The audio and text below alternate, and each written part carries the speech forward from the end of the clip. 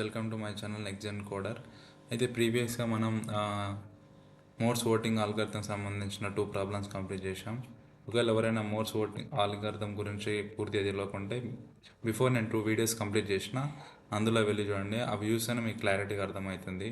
అందులో మనం leader 1 leader 2 తీసుకుంటాం. ఒకవేళ n/2 అంటే ఒకటే లీడర్ తీసుకుంటాం, లేకపోతే n/3 అంటే 2 లీడర్స్ తీసుకొని చేస్తాం అందులో. సో మోడ్స్ ఓటింగ్ ఆల్గర్థం సంబంధించింది. సో ఇంపార్టెంట్ అయిన మోడ్స్ ఓటింగ్ ఆల్గర్థం.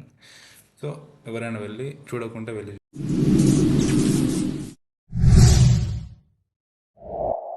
చూడండి. రో ప్రాబ్లం వచ్చేసి element appearing more than 25% by the in the sorted అరే. చూడండి, సార్టెడ్ అరే అని ఇచ్చాడు. ఎందుకు ఇచ్చాడు ఒకసారి అబ్జర్వ్ చేయాలి మనం. ఇంకొకటి ఏంటంటే మోర్ దెన్ 25% అంటే 25. ఫస్ట్ మనకి ఇనిషియల్లో ఫస్ట్ ప్రాబ్లంలో ఏముండే n/2. n/2 ఉంటే మనం ఏం చేయాలి, లీడర్ 1 తీసుకున్నాం. L2 ఉంది. L2 ఉంటే ఏం చేసినాం, లీడర్ 1 లీడర్ 2 రెండు తీసుకున్నాం. వాళ్ళ అంటే n/3 ఉంటాయి. n/3 ఉంటే లీడర్ 1 అండ్ లీడర్ 2 లీడర్స్ తీసుకున్నాం. ఇక్కడ ఏమంటున్నాడు, సార్టెడ్ అరే. అవి సార్టెడ్ అరేస్ కావు, బట్ ఇవి సార్టెడ్ అరే. సో సార్టెడ్ అరే ఉన్నప్పుడు ఎలా అయ్యాలో చూద్దాం. Given an array to sorted in a descending order or non-descending order, there exactly one integer in that array occurs more than 25%. ఒక ఎలిమెంట్ అనేది 25% కంటే ఎక్కువ ఏది ఉంటుందో అది రిటర్న్ చేయమంట. ఫర్ ఎగ్జాంపుల్ ఇక్కడ తీసుకున్నట్టయితే మనం 2 అనేది, ఫర్ ఎగ్జాంపుల్ ఇది ఎంత ఉంది, 1 2 3 4 5 6 7 8 9 అంటే 9 ఉంది. 9/4 విచ్ ఈస్ 2 అంటే అప్రాక్సిమేట్లీ 2 వస్తుంది. అంటే 2 కంటే ఎక్కువ ఏదైతే ఉంటుందో మనం ఆ ఎలిమెంట్ని తీసుకోవాలి. ఫర్ ఎగ్జాంపుల్ 2 తీసుకున్నాం మనకి ఇక్కడ 2 అనేది 2 టైమ్స్ రిపీట్ అయింది, అంటే 2 కంటే ఎక్కువ. ఫర్ ఎగ్జాంపుల్ 3 టైమ్స్ వస్తే మనం ఆ వాల్యూ రిటర్న్ చేయాలి. బట్ ఇక్కడ నెక్స్ట్ 6 తీసుకున్నట్టయితే మనకు 4 టైమ్స్ తీసుకోవాలి, అంటే 4 టైమ్స్ రిపీట్ అయింది. సో 4 అనేది 2 కంటే గ్రేటర్ దెన్ ఇక. సో అందుకని నేను ఏం చేస్తాను అంటే 6ని రిటర్న్ చేయాలి. సో ఆన్సర్ అనేది 6 వచ్చింది.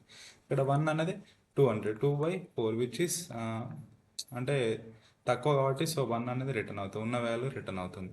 సో ఇది మన ప్రాబ్లం అండర్స్టాండింగ్ అనేసి. ఓకే, ప్రాబ్లం అర్థమైందని నేను అనుకుంటున్నా. Let's get in to the first brute force method చూద్దాం.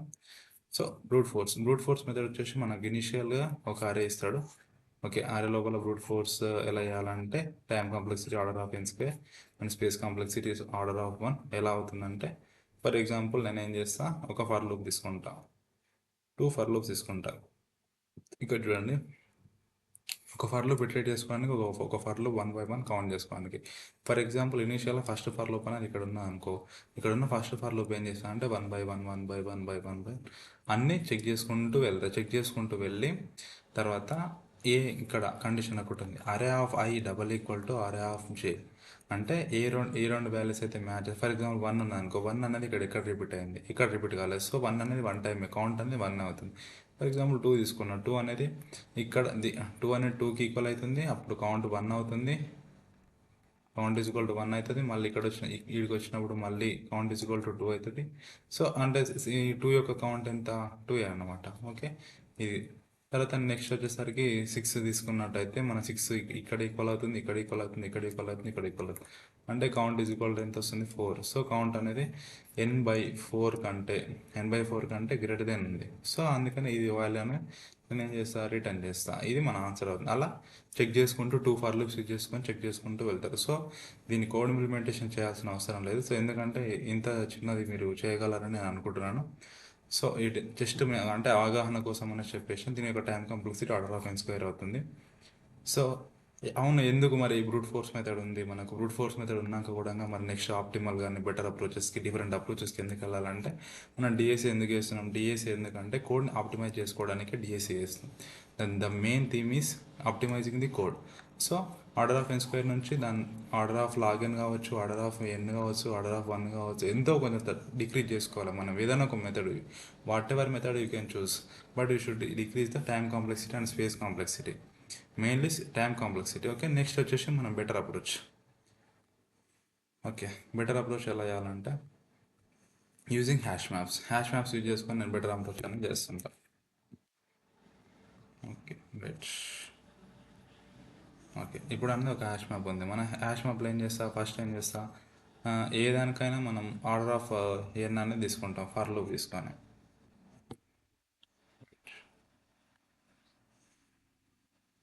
ఓకే, నేనేం చేస్తా, ఒక ఫర్ లూప్ తీసుకుంటా. ఒక ఫర్ లూప్ తీసుకొని ఎవ్రీ వన్ ఇటరేట్ చేసుకుంటూ వెళ్ళి చెక్ చేసుకుంటా.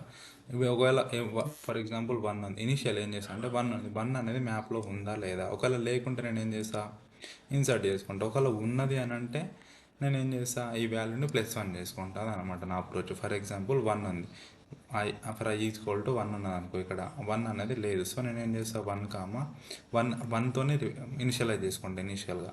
తర్వాత నెక్స్ట్ ఏంటి, 2 దగ్గరకు పోతా, 2 అనేది లేదు మ్యాప్లో. సో నేను ఏం చేస్తాను, 1,1 అంటే 2, ఓకే 2,1 అనేది ఇనిషియలైజ్ చేసుకుంటాను. నెక్స్ట్ మళ్ళీ 2 వచ్చింది. సో నేను ఏం చేస్తాను, 1 + 1 2 అంటే 2 అనేది మనకి ఇక్కడ 2 టైమ్స్ రిపీట్ అయింది.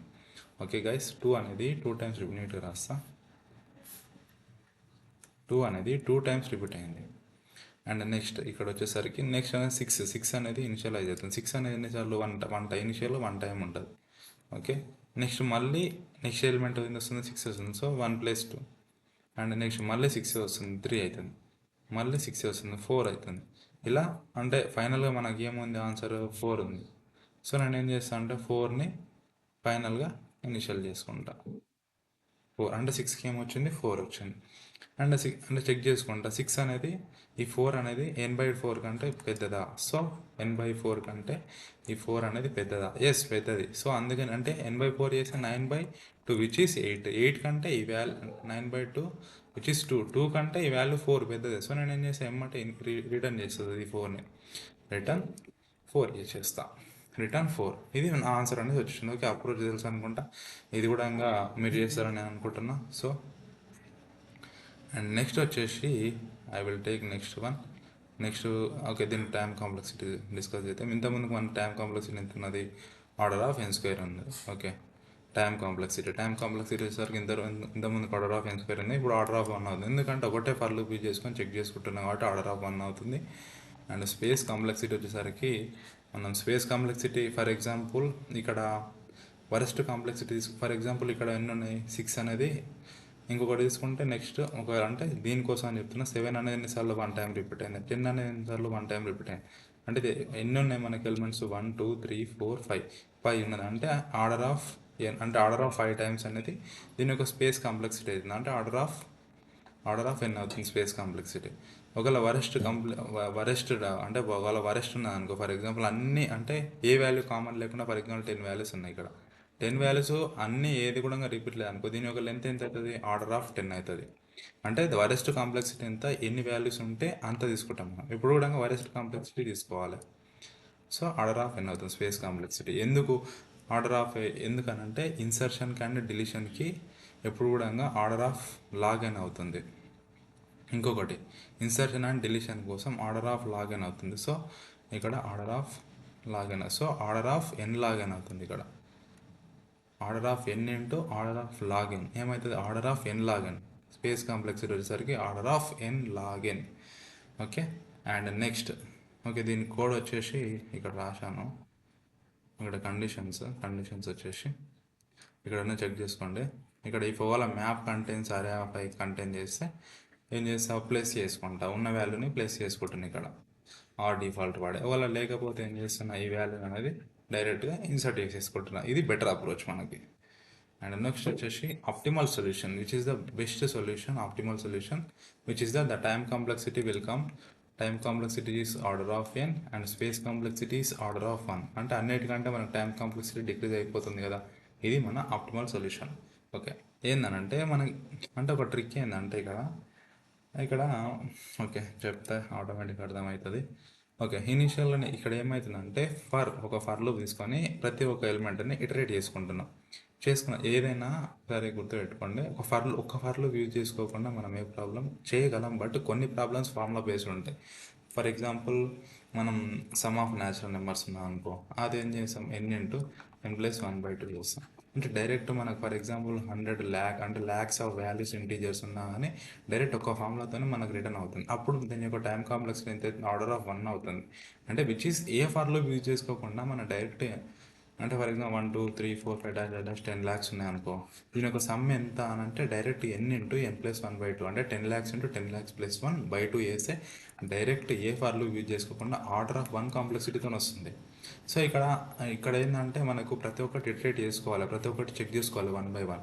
సో 1 by 1 చెక్ చేసుకుంటున్నాం కాబట్టి ఆర్డర్ ఆఫ్ 1 అవుతుంది. ఓకే, అండ్ స్పేస్ కాంప్లెక్సిటీ మనం ఎక్స్ట్రా ఇంకొక అరే తీసుకొని ఏవైతే వాల్యూస్ ఉంటాయో ఇలా ఇన్సర్ట్ చేసుకుంటలేను, ఒకవేళ అట్లా ఇన్సర్ట్ చేసుకున్నట్టయితే మనకు ఆర్డర్ ఆఫ్ n అవుతుంది టైం కాంప్లెక్సిటీ. ఓకే, లేదు మనం ఈ అరే మొత్తాన్ని మాత్రమే చెక్ చేసుకుంటున్నాం అసలు వాట్ అనేది ఏ స్పేస్ కాంప్లెక్సిటీ తీసుకుంటున్నాం, ఎక్స్ట్రా స్పేసెస్ ఏం యూజ్ చేస్తున్నాం. That's how we are using space complexity.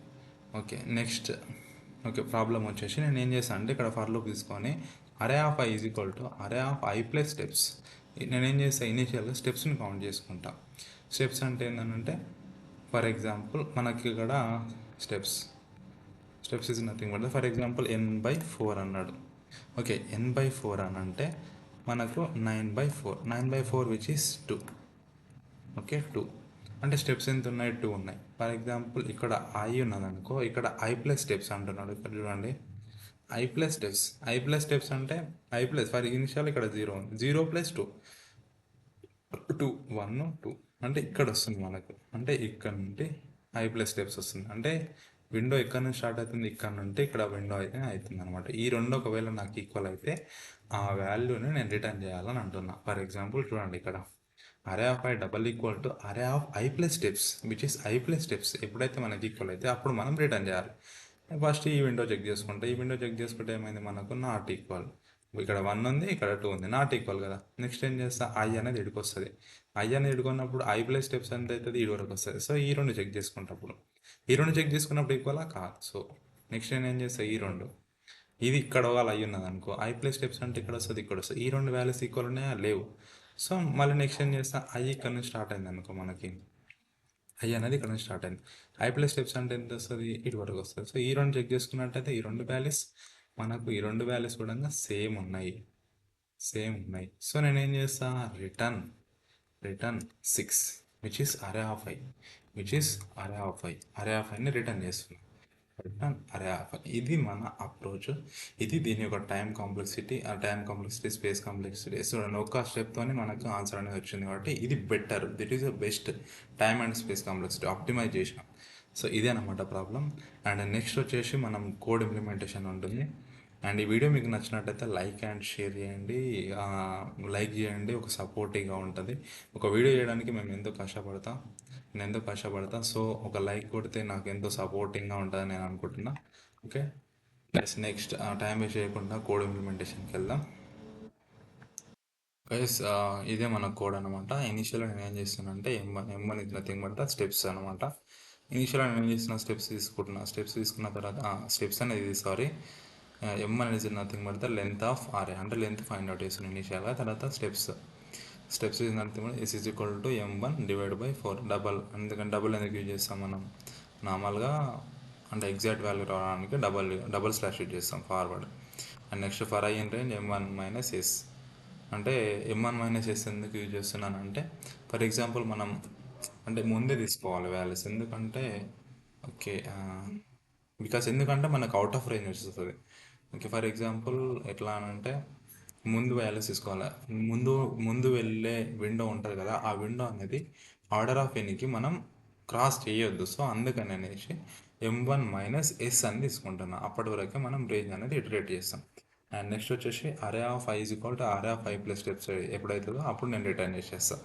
లేకపోతే ఒకవేళ మనకు అట్లాంటి వాల్యూస్ ఏవి లేకుంటే మనం రిటర్న్ -1 అనేది రిటర్న్ చేస్తాం. ఇది మన ప్రాబ్లం. ఓకే, ఒకసారి రన్ చేసి చూద్దాం.